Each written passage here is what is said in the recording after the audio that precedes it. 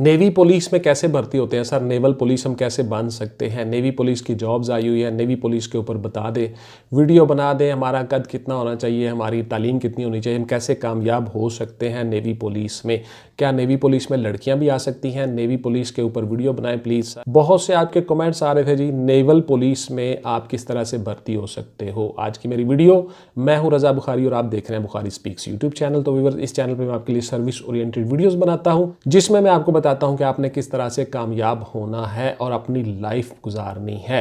किसी भी जॉब के लिए होने वाले मराहिल से किस तरह से आपने गुजरना है और किन किन मराहिल से गुजरना होता है, ये मैं बिफोर टाइम आपको बता देता हूं इस चैनल पे। चैनल को सब्सक्राइब कर लीजिएगा, बेल का आइकन दबा के ऑल पे क्लिक कर दीजिएगा ताकि आपका और मेरा राब्ता उस्तवार रहे और आपके इसी तरह से मैं रोजाना इंफॉर्मेशन लाता रहूँ आपके लिए। सबसे पहले क्राइटेरिया सुन लें जी। आपकी जो तालीम है वो मैट्रिक और उसके मसावी इक्वलेंट होनी चाहिए और 60% आपके मार्क्स होने चाहिए। 5 फीट 7 इंच आपका कद होना चाहिए, कद में कोई रियायत नहीं है।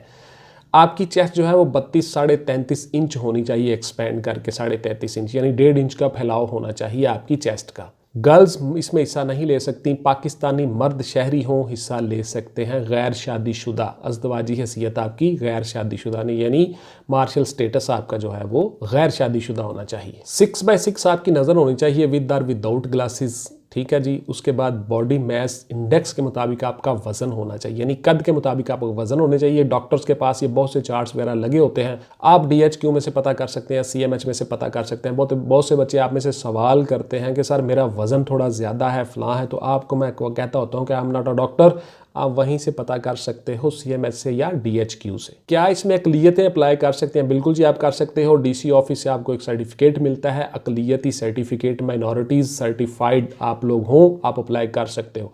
मैंने बहुत सी चीज़ें आपको बताई होती हैं और बहुत सी चीज़ें बता रहा होता हूँ हर वीडियो में। DC ऑफिस से आपको सर्टिफिकेट मिलेगा, आप उस पर अप्लाई कर लोगे। तनख्वाह आपकी अंदाजन 35 से 40 हज़ार हो सकती है जी। इसी के मुताबिक आपकी तनख्वाह होगी। आपका बेसिक पे स्केल 5 होता है जी, BPS 5 के मुताबिक आपकी इंडक्शन होती है, उसी के मुताबिक आपकी तनख्वाह एडजस्ट हो जाती है। तमाम डॉक्यूमेंट्स आपने साथ लगाने हैं, CNIC, डोमिसाइल, आपके तमाम तालीमी असनाद और 4 पासपोर्ट साइज तस्वीर, ये सारी की सारी आप लगा लोगे। उसके साथ साथ 3 आप सेट बनाओगे अपने डॉक्यूमेंट्स के, 3 सेट बना के वो भी साथ में अप्लाई करोगे।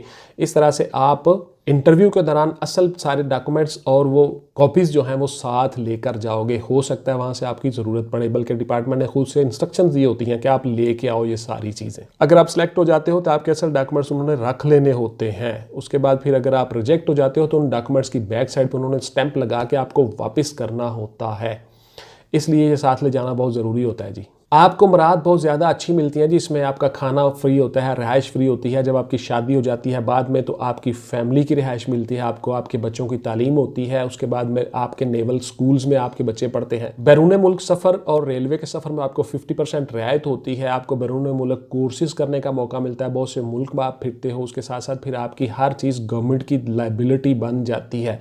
आपकी जो सैलरी होती है वो होम टेकन सैलरी, वो सिर्फ और सिर्फ आपने घर लेके जानी होती है। उसके बाद आपकी हर चीज़ फ्री होती है, आपकी रिहाइश, खाना, मेडिकल, सारी फैमिली का मेडिकल, हर चीज़ फ्री होती है। अब मैं आता हूँ जी दूसरे मरहले में आपको किन किन मराहिल से गुजरना होगा, गौर से सुन लें जी। सबसे पहले आपका होगा तहरीरी इम्तहान होगा जी। आपका तहरीरी इम्तहान में आपने जो मैट्रिक में पढ़ा हुआ है, जो आर्ट्स वाले हैं वो भी अप्लाई कर सकते हैं, इसमें साइंस वाले भी दोनों, तो जाहिर है उनके सारे के सारे सब्जेक्ट्स होंगे।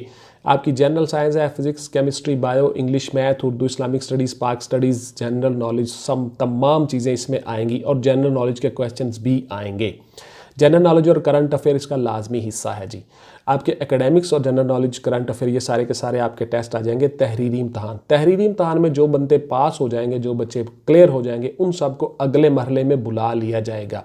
अच्छा, इन तमाम मराहिल कुछ टाइम होता है, कुछ अरसा होता है, 20 से 22 दिन हो सकते हैं, महीना हो सकता है। उसके बाद फिर आपको अगले मरहले में, बिकॉज कैंडिडेट्स पूरे पाकिस्तान से अप्लाई किया होता है, बहुत ज़्यादा तादाद होती है, इस तरह से आपको उसमें लेके आते हैं वो। उसके बाद ये अगला मरहला आ जाता है आपका फिजिकल का। फिजिकल के मरहले में आप दौड़ लगाते हो जी। 2.5 किलोमीटर इसमें दौड़ है, इसमें दौड़ थोड़ी ज़्यादा है, और 12.45 मिनट यानी 12 मिनट 45 सेकंड तक आप ये दौड़ लगा सकते हो। इसमें मर्द ही हिस्सा ले सकते हैं, उसमें फीमेल नहीं है, तो आपने ये दौड़ लगा ली। उसके बाद फिर आपके पुशअप्स होते हैं 15 2 मिनट में आपने लगाने होते हैं, आपके सिटअप्स होते हैं 15 2 मिनट में आपने लगाने होते हैं, और 4 आपके होते हैं चिनअप्स। आपको पता है आपके चिनअप किस तरह से लगते हैं? आपने अपनी बार को पकड़ के अपनी थोड़ी जो होती है वो चिन साथ लगानी होती है बार के, तो इस तरह से आपके चिनअप्स लग जाते हैं। 4 हैं, 2 मिनट में बड़ा टाइम होता है जी, आप आसानी के साथ ये सारे काम कर लेते हो। उसके बाद आपका आ जाता है जी इंटरव्यू। अगले मरहले में आप चले गए, आपका इंटरव्यू हो गया। इंटरव्यू में किस किस तरह से क्या क्या चीज़ आपसे पूछी जाती है, क्या क्या आपने करना होता है, मेरी बहुत सी वीडियोस पड़ी हुई हैं, देख लीजिएगा। मुख्तसर बता देता हूं कि आपके इंटरव्यू में पुत्र जी आपसे उन्होंने पूछना होता है आपकी अपनी पर्सनैलिटी, फैमिली के बारे में, और आपकी एजुकेशन क्वालिफिकेशन के बारे में, एकेडमिक्स के बारे में, आपके इंस्टीट्यूशंस के बारे में। उसके बाद फिर आप क्या करते हो, आपकी हॉबीज़ क्या है, फ्यूचर प्लान्स क्या है, वो पूछते हैं। उसके बाद आपका पूछ रहे हैं जी जनरल नॉलेज और करंट अफेयर। जनरल नॉलेज और करंट अफेयर, आपको दुनिया के बारे में कितना पता है और पाकिस्तान के बारे में कितना पता है। सिंपल सा फार्मूला है, आपके अपनी ज़ात के बारे में आप क्या जानते हो। ये सारी की सारी चीज़ें इंटरव्यू में होती है। आपने किस तरह से बैठना है, किस तरह से उठना है, बॉडी पोस्चर किस तरह से होना चाहिए, कमरे में एंटर कैसे होना है, बाहर कैसे आना है, आई कॉन्टैक्ट क्या क्या करना है, इस सब पे डिटेल से मेरी वीडियोस पड़ी हुई हैं, देख लीजिएगा। मुख्तलिफ डिपार्टमेंट्स के लिए मुख्तलिफ जो मैंने वीडियोज़ बनाई हुई हैं इंटरव्यू के मतलब, how to get success in interview, how to pass in interview, इस तरह से आप लिखोगे, आपको मेरे चैनल से सारी इंटरव्यू की इन्फॉर्मेशन मिल जाएगी, आप वो वीडियोस देख लोगे। अब मैं आता हूं जी आपकी ड्यूटीज़ कहाँ कहाँ पे होंगी, जॉब डिस्क्रिप्शन क्या है। बहुत से बच्चे सवाल करते हैं जी, गौर से सुन लें। सबसे पहले आपकी ड्यूटी हो सकती है जी नेवल हेडक्वार्टर में। नेवल हेडक्वार्टर पे आपकी ड्यूटी हो सकती है एज आ नेवल पुलिस। आप पुलिस की तरह ही काम करते हो, लेकिन आपके पास वो सारी चीज़ें नहीं होती जो पुलिस के पास होती हैं, लेकिन आपके बाजू के ऊपर उन्होंने बैज लगाया होता है, टैग लगा होता है नेवल पुलिस। आप पुलिस की तरह ही ड्यूटीज़ अंजाम देते हो, रोड क्लियर करना, ट्रैफिक क्लियर करवाना वगैरह वगैरह जो पुलिस काम करती है। उसके बाद आपकी ड्यूटी हो सकती है जी शिप्स के ऊपर, जहाज़ों के ऊपर, जहाँ पे नेवी के जहाज़ होते हैं, शिप्स होते हैं, वेसल्स होती हैं, क्रूज होती हैं, वहाँ पे ये सारे काम आप कर सकते हो बतौर पुलिस, यानी नेवल का हिस्सा होते हुए पुलिस के काम करना। उसके बाद जी नेवी की बहरिया की रहायशी कॉलोनीज़ है, वहाँ पे आपकी ड्यूटी हो सकती है नेवल पुलिस के तौर पे। वहाँ पे आप जॉब करते हो, ड्यूटी करते हो, यानी ऑफिसर्स की रिहाइश भी होती है वहाँ पे, और वहाँ पे निचले अमले की तमाम रिहाइशें होती हैं, रिहायशी कॉलोनीज़ होती हैं, वहाँ पे आप काम कर सकते हो एज अ नेवल पुलिस। उसके बाद जी नेवी की जो दीगर इंस्टॉलेशन होती हैं वहाँ पे आप काम कर सकते हो, वहाँ पे आपको नेवी पुलिस के तौर पे काम करवाया जा सकता है। उसके साथ बाद जी आप अफसरान के साथ काम करते हो, अफसरान के साथ नेवल पुलिस के तौर पे काम करते हो, प्रोटोकॉल, गार्ड्स, गाड़ियाँ आगे पीछे, ट्रैफिक क्लियर रखना, रूट लगाना, ये सारी चीज़ें जिस तरह से पुलिस करती है आप नेवी में रह के ये सारे काम कर सकते हो। लॉ एंड ऑर्डर की सिचुएशन को मेंटेन करना और इस तरह से ड्यूटी देना और ट्रैफिक के फ्लो को बहाल रखना उन एरियाज़ में जहाँ जहाँ पे नेवी की इंस्टॉलेशंस हैं या नेवल हेडक्वार्टर्स वगैरह हैं या नेवी की रिहाइशें हैं, उन सारे एरियाज़ में आप इस तरह से नेवी पुलिस में काम करते हो। ये होती है जी आपकी जॉब डिस्क्रिप्शन, किस तरह से आपने काम करना होता है।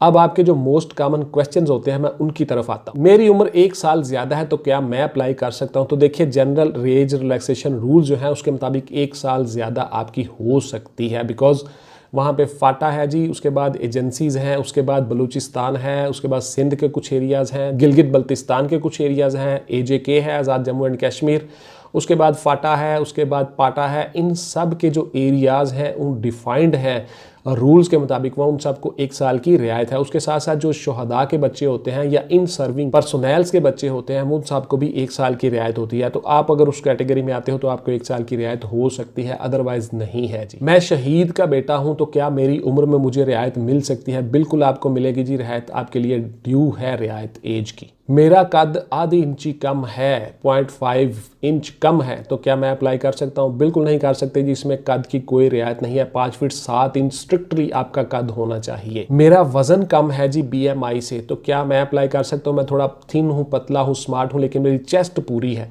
नहीं जी, आप अप्लाई नहीं कर सकोगे। मजीद आप जो है इन्फॉर्मेशन लेना चाहते हो तो CMH डॉक्टर से मशवरा कर लें, उनके पास चले जाएं, उनको बताया कि मैंने नेवी के लिए अप्लाई करना है और मेरा वज़न कम है, क्या मैं BMI के मुताबिक आता हूं या मुझे क्या करना चाहिए या कोई रियायत हासिल है, ये सारी चीज़ें आप उनसे कन्फर्म कर सकते हैं। मैं ईसाई हूं तो क्या मैं अप्लाई कर सकता हूं? बिल्कुल जी आप कर सकते हो। माइनॉरिटीज़ कैन अप्लाई, मैंने बता दिया। आपको DC ऑफिस से एक लेटर मिलता है, वो लेटर लेके आप अप्लाई कर सकते हो। क्या सर रिहाइश मिलती है? बिल्कुल मैंने आपको बता दिया जी, रिहाइश मिलती है। आपको नेवल कॉलोनीज़ में रिहाइश मिलती है, आपको नेवी की जिनकी इंस्टॉलेशंस होती हैं, जहाँ जहाँ पे आप जॉब करते हो आपको रिहाइश मिलती है। और जब आपकी शादी हो जाती है आपको फैमिली क्वार्टर, फैमिली रिहाइश भी मिलती है, वहाँ पर आप रह सकते हो। मेरी एक आंख थोड़ी महंगी है जी, मैं क्या अप्लाई कर सकता हूँ? बिल्कुल जी आप CMH डॉक्टर से मशवरा करें, उनके पास चले जाएं, उनको बताएं, आपकी आई साइड को चेक करके देखेंगे और फिर आपको वो बता देंगे। सिंपल।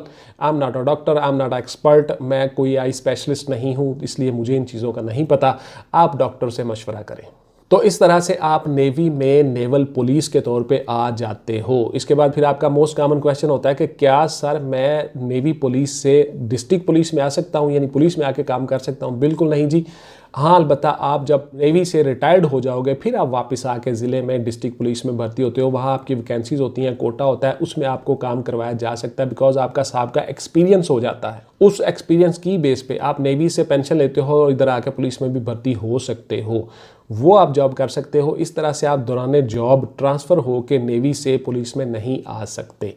तो ये थी जी मेरी आज की वीडियो कि नेवल पुलिस में हम किस तरह से भर्ती हो सकते हैं। बहुत सी आपकी रिक्वेस्ट आ रही थी, इस वीडियो को गौर से देख लीजिए, आपको आपके तमाम सवालों को जवाब मिल जाएंगे इंशाल्लाह ताला। थैंक यू वेरी मच जी। इंशाल्लाह मिलते हैं किसी अगली वीडियो में। टिल देन टेक केयर, अल्लाह हाफिज़ एंड गुड बाय। पाकिस्तान जिंदाबाद।